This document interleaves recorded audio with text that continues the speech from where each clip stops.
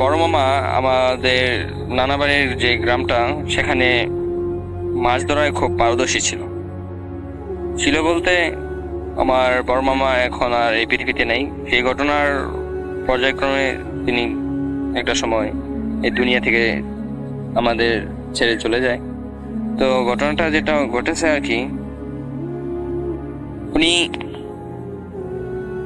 বর্ষাকালে মাছ ধরার জন্য আমাদের নানা বাড়ির যে গ্রামটা সেখানে প্রচুর একটা হট্টগোল তৈরি হয়। মানে গ্রামের সবাই আর কি তখন মাছ নিয়ে বিভিন্নভাবে, কেউ জাল, কেউ শলা, কেউ টেটা জাতীয় বা কেউ বল্লম জাতীয় বিভিন্ন মাছ ধরার জিনিসগুলো দিয়ে মাছ শিকার ধরে থাকে যেটা। তো আমার মামাও তখনকার সময় খুব ভালো মাছ ধরতে পারতো, মানে মাছ ধরার জন্য খুব পটু ছিল। তো যেটা হয় আর কি, আমার মামা বর্ষার সময় মাছ ধরতে গেলে মানে দিনের বেলা তো এমনিতে জাল টাল দিয়ে যাই মাছ ধরতো, কিন্তু রাতের বেলা উনি যেই টেটা বা যে শলা জাতীয় জিনিসগুলো হয় ওগুলো দিয়ে আর কি টর্চ লাইট দিয়ে এই মাছগুলো ধরতো। শুকনো দিয়ে হেঁটে হেঁটে আর কি পাড়ের সাইডে যেই মাছগুলো আসতো পানিতে, তো ওগুলোকে আর কি লাইট দিয়ে দেখে দেখে সেগুলো ধরতো বা শিকার করতো। তো যেটা হয় আর কি রাসু ভাই, এমনই কোনো এক বর্ষার দিন ছিল, তো খুব বড় পানি ছিল।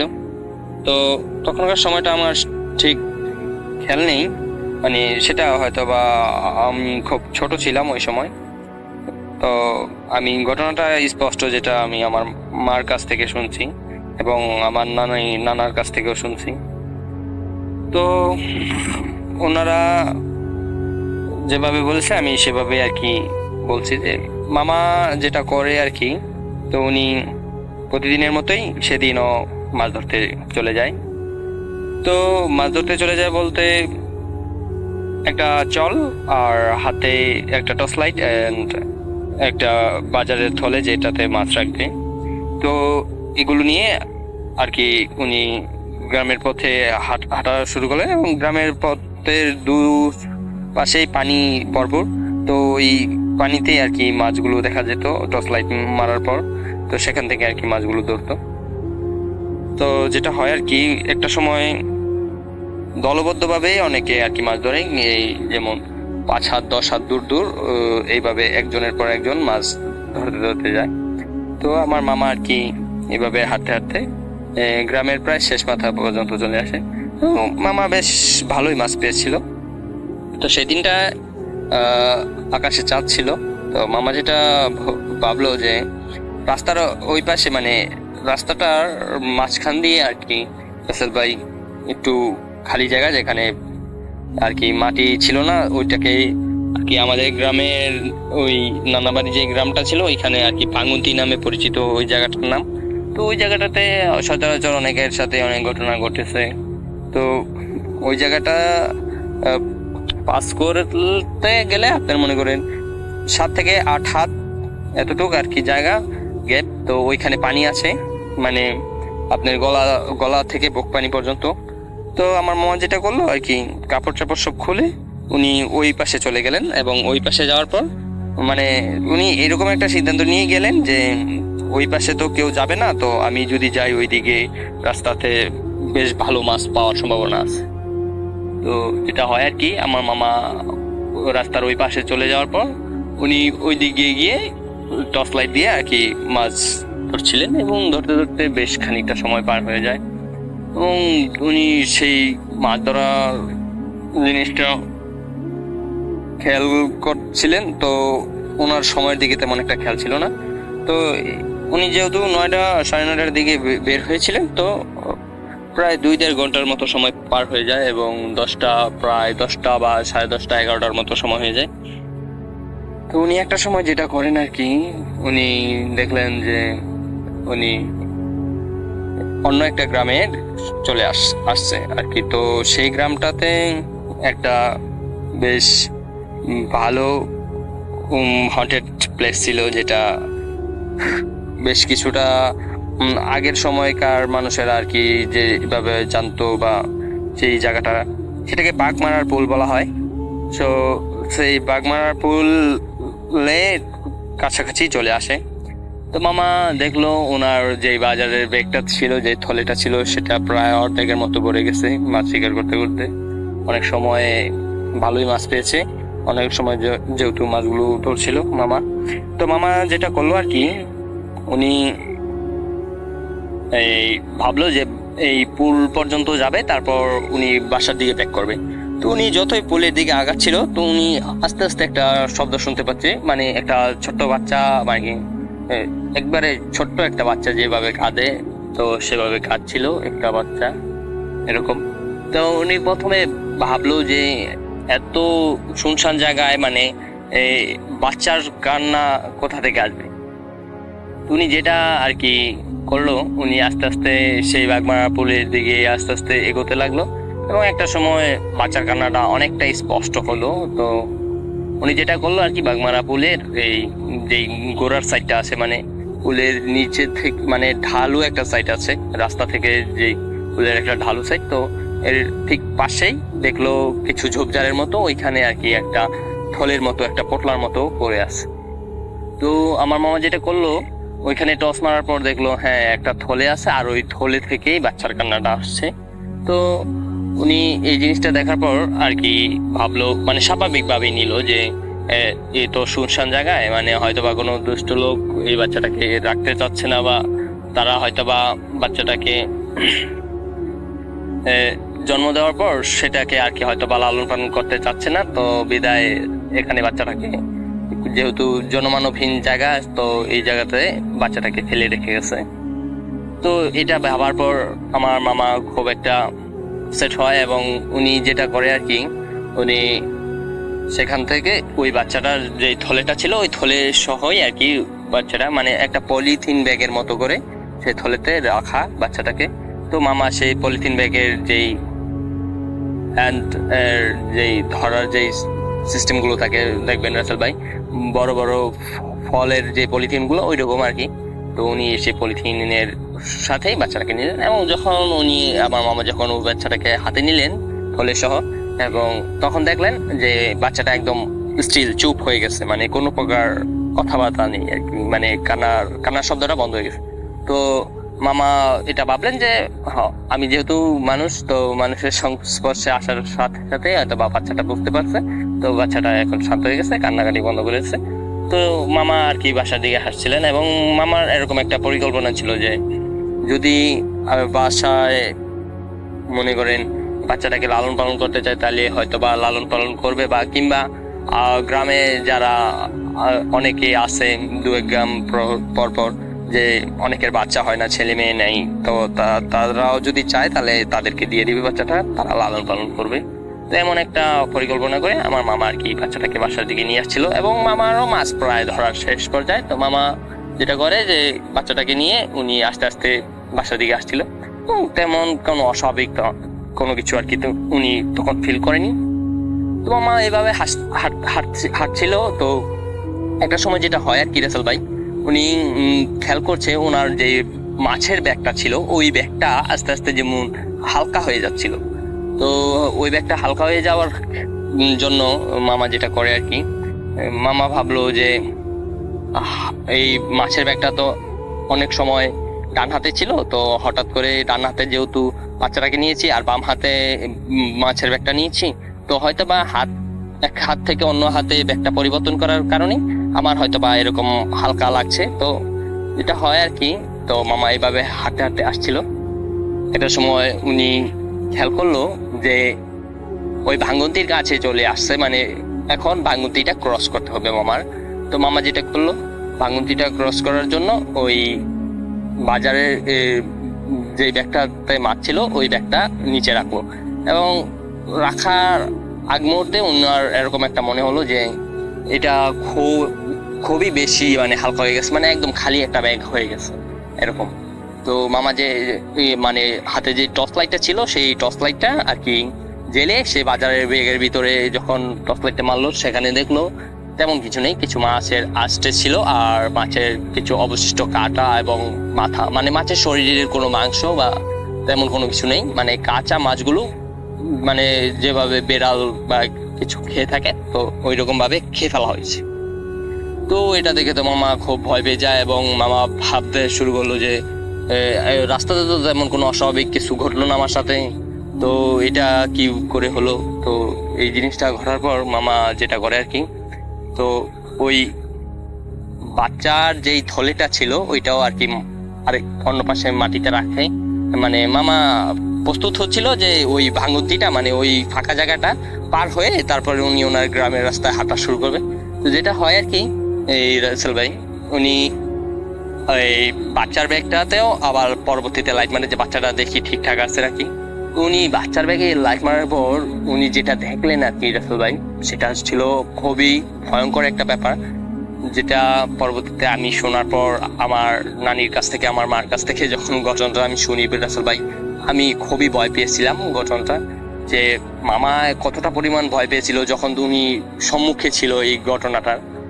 তো উনি যেটা দেখে আর কি রাসেল ভাই, সেটা হচ্ছে ওইখানে কোনো বাচ্চা ছিল না, একটা কুচকুচে কালো বেড়াল ছিল, স্বাভাবিক বেড়াল যেরকম থাকে ওই রকমেরই, কিন্তু ওই বেড়ালটার কোনো নাক ছিল না রাসেল ভাই। বেড়ালটার চোখগুলো ছিল মানুষের মতো, আর ওই বেড়ালটার যেই মুখটা যেই ঠোঁটের অংশটা রাসেল ভাই, এটা মানে এত প্রশস্ত মানে এতটা প্রসার হয়েছে যে বেড়াল স্বাভাবিক বেড়ালগুলো দেখবেন যে চোখের উপর দিক দিয়ে আর কি বেড়ালের খাড়া খাড়া কানগুলো হয়, তো ওই কানের গোড়া পর্যন্ত আর কি রাসেল ভাই সেই ঠোঁট দিয়ে মিলেছে। তো এটা দেখে আমার মামা খুবই ভয় পেয়ে যায় এবং উনি যেটা করেন আর কি, হাতে থাকা যে জলটা ছিল ওই জলটা এবং হাতে থাকা লাইটটা এই দুটো নিয়ে কোনো রকমে পানিতে ঝাঁপ দেয়। তো ঝাঁপ দেওয়ার পর মামা আর কি মানে মামা ওই পানিটা ক্রস করে আর কি গ্রামের রাস্তায় উঠবে, মোটা পরিকল্পনা ছিল। তো মামা পানিতে ঝাঁপ দেওয়ার পর যেটা হয় আর কি রাসেল ভাই, উনি মানে শরীরে একদমই শক্তি পাচ্ছিলেন না বলে এমনটা আর কি যেটা বলছে আর কি আমার মামা, যে উনি একদমই শরীরে কোনো প্রকার শক্তি পাচ্ছিলেন না। তো পরবর্তীতে যেটা আর কি আমি নিজে গেস করি যে হয়তো বা উনি যখন অতিমাত্রায় ভয় পেয়ে গেছেন, তো শরীরে মানে শক্তি বলটা ওই ভয়ের থেকে হারিয়ে ফেলেছেন। তো ওনার মানে এমন একটা মনে হচ্ছিল যে কোনো একটা অশরীরী কিছু একটা ওনাকে এরকম ভাবে রেখেছে যে মানে উনি কোনোভাবেই পানি থেকে উঠতে পারছিলেন না। তারপর একটা সময় উনি আস্তে আস্তে পানি থেকে উপরে ওঠে এবং ওঠার পর সেই গ্রামের রাস্তা ধরে উনি ওনার বাড়ির দিকে দৌড় দেয়।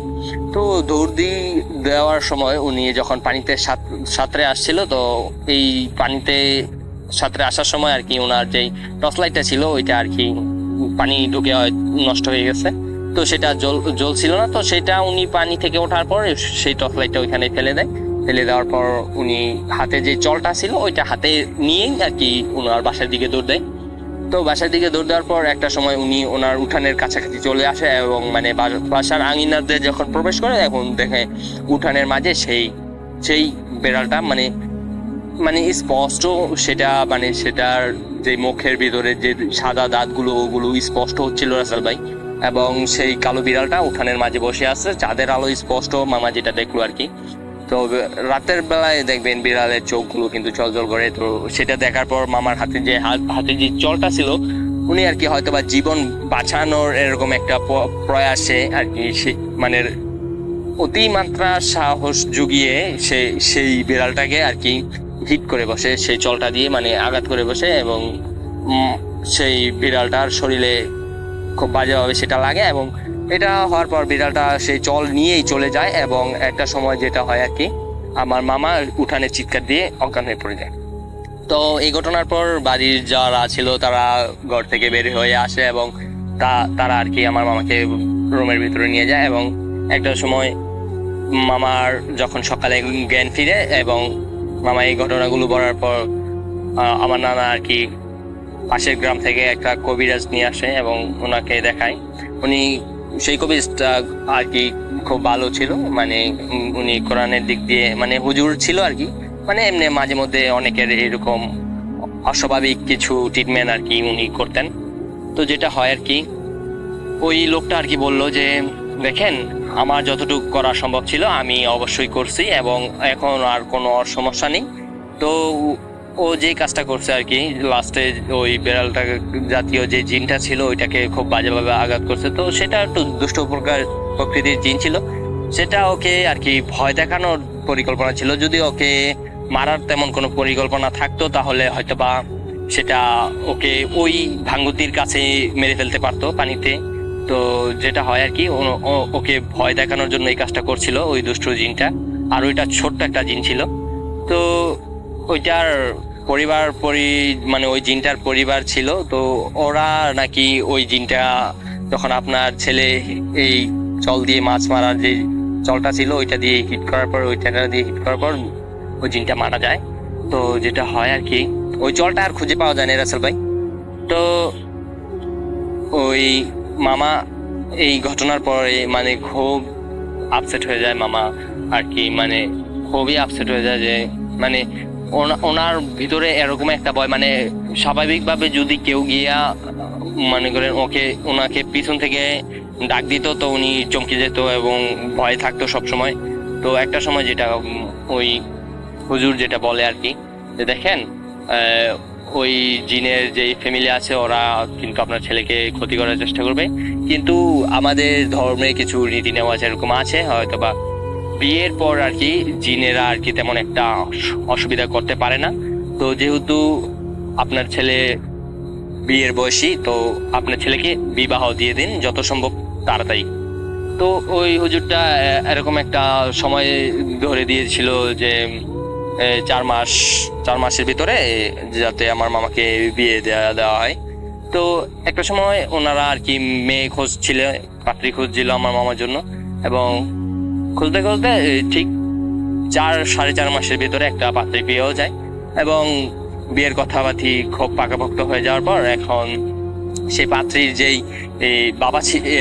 বাবা ছিল, তো উনি আর কি আমার নানাকে একটা গরু দেয় মানে বিয়ের আগেই, যে এই গরুটা আপনার নিয়ে যান, যখন আমার মেয়েকে বিয়ের পর আপনাদের বাসায় যাবে তখন আমার মেয়ে এই গরুটাকে লাভবান করবে, এরকম একটা কথা বলে আর কি দেওয়া হয়।